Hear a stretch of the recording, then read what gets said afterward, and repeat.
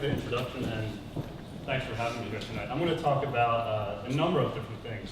When I was 13, about to graduate from 8th grade, I saw a story in the Philadelphia Inquirer about Love Park. It was about the burgeoning skateboarding scene that Love Park was the locus of.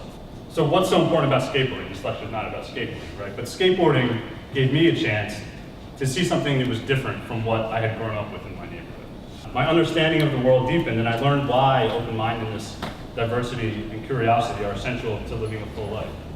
And I started to look at myself in a new way, and I looked at the world in a new way, and I started to call myself an artist.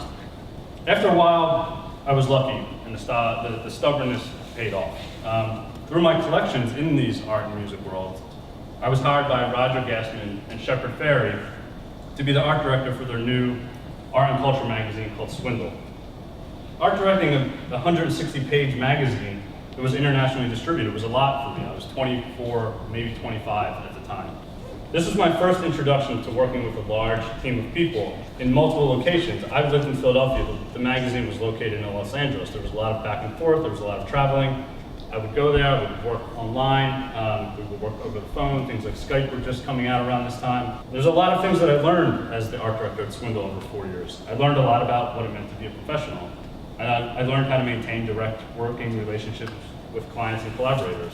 I went back and I relearned or remembered a lot of the things that I wish I had paid more attention to school, and really saw how important it was that I should have learned them when I was there. Things that would have really made a difference and made my life a lot easier, and it gave me a better understanding of what I was doing. It's important to understand you can change the world, even in very small ways with your work. I think that's part of the very nature of design, it's communication. And anything that we make as designers is reaching a wide audience. That audience could be 10 people, it could be 100 people, it could be tens of thousands of people. And it's having an effect on the way they think about themselves and their world. And this is a really powerful position to be in. But without guidelines, you won't know what to say yes to or what to say no to. You'll feel the pressure to do anything just to keep the lights on, especially if you're working in a design studio or in a small business. You'll feel like you have to take work just to keep things going. And with that sort of attitude, it becomes really hard to build a base of work that you can feel good about. And it's really hard to get the kind of work that you want to do, and you can't show the kind of work that you want to do in your portfolio.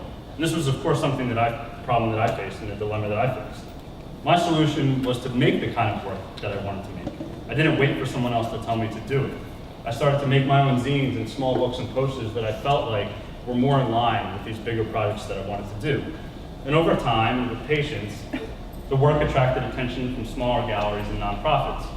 Soon I was working with larger museums and other organizations outside of Philadelphia, and over the years I was able to build on this base and attract more and more of the type of work that I wanted to do.